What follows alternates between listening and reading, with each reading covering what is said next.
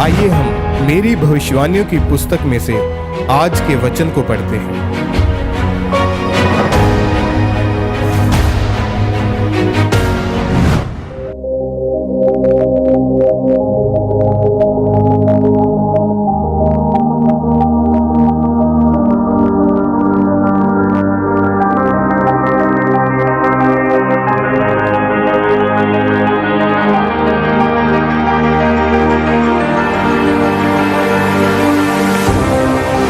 आप अपने अंगीकार से बढ़कर कुछ नहीं ले सकते।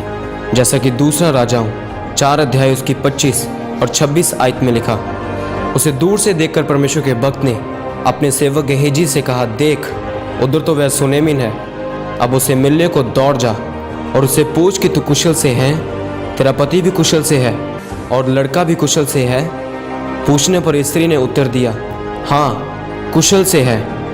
मेरे प्रियो, जब परमेश्वर का दास अलीशा और उसका सेवक गेहजी सेवकाई करने जाते थे तो रास्ते में वो एक औरत के घर में रुकते थे। बाइबल बताती है कि वह औरत और उसका पति बूढ़े हो चुके थे, परंतु वह परमेश्वर के दास से प्रेम रखते थे और हमेशा अलीशा को अपने घर में खाना खिलाते थे। जब उस औरत ने देखा कि थोड़े थोड़े दिनों के बाद परमेश्वर का दास उस रास्ते से निकलता है, तो उस औरत ने अपने पति से कहकर अलीशा के लिए अपने घर के ऊपर एक कमरा बनवाया, ताकि जब भी परमेश्वर का दास अलीशा उस रास्ते से गुजरे तो वह कमरे में रुके और विश्राम करे। एक दिन जब परमेश्वर का दास उस कमरे में विश्राम कर रहा था तो उसने गेहजी को कहा कि इस औरत को बुला और पूछ कि उसके लिए क्या किया जाए। परंतु उस औरत ने अलीशा से कोई वस्तु नहीं मांगी, परंतु गेहजी ने अलीशा को बताया कि इसके कोई संतान नहीं है और इसका पति बूढ़ा हो चुका है। तब अलीशा ने उस औरत को वचन दिया कि अगले साल इसी समय तो एक बेटे को अपनी छाती से लगाएगी। परमेश्वर तुझे बेटा देने जा रहा है। परमेश्वर के दास के कहे अनुसार उसको बेटा मिला। एक दिन उसका बेटा बीमार हुआ और वह मर गया। उसके मरने के बाद वह औरत परमेश्वर के दास अलीशा को मिलने गई और उस समय अलीशा ने जब इस सुनेमिन स्त्री को अपनी तरफ आते देखा तो अलीशा ने अपने सेवक गेहजी को कहा कि दौड़कर उसके पास जा और पूछ कि उसका पति कैसा है, क्या उसका बेटा ठीक है। और जब गेहजी ने इसी तरह उसको पूछा तो उस औरत ने जवाब दिया कि हाँ सब कुशल से है। मेरे प्रियो, वह परमेश्वर के वचन को जानती थी कि मैं अपनी जीभ के फल को खाने वाली हूँ, इसलिए उसने किसी को नहीं कहा कि मेरा बच्चा मर चुका है। वह रोई नहीं, कुड़कुड़ाई नहीं, क्योंकि वह जीभ को इस्तेमाल करना जानती थी कि वह जो बोलेगी उसे वही फल मिलेगा। उसने सीधा परमेश्वर के दास को अपने दिल की बात बताई। यह साबित करता है कि यदि आप अपनी जीभ को इस्तेमाल करना जान जाएंगे तो इसका फल हम ज़रूर खाएंगे। परमेश्वर ने उस औरत के बेटे को जिंदा किया और उस औरत की जीभ का फल उसको मिला।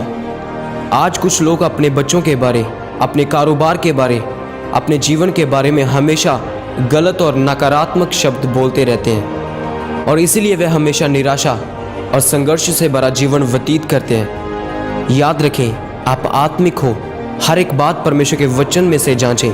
मायने नहीं करता कि आपके हालात कैसे हैं, आप किसी बीमारी या किसी गरीबी में हैं। जब आप वह बोलेंगे जो परमेश्वर ने बाइबल में लिखा है कि आप आशीषित हो, आप अमीर हो, आप चंगे हो चुके हो, आप परमेश्वर की संतान हो, तो परमेश्वर आपके बोले गए शब्दों के अनुसार आपको फल देगा और आशीषित करेगा। आमीन।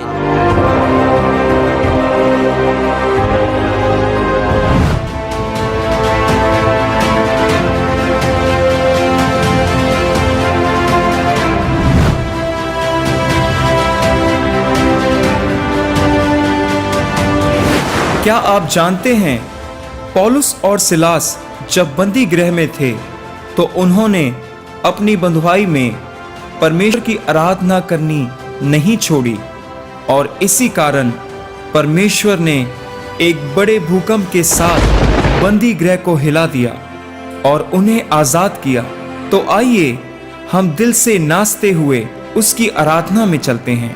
जैसा कि बाइबल में लिखा है, परमेश्वर के गीत गाओ, उसके नाम के भजन गाओ, उसका धन्यवाद करो, 10 तार वाले बाजे और बांसुरी बजाते हुए उसकी स्तुति करो।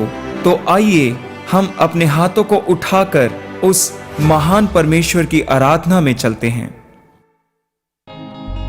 तालीम दें जोर से परमेश्वर के लिए, और जोर से तालीम दें उसके बड़े कामों के लिए। हालेलुया।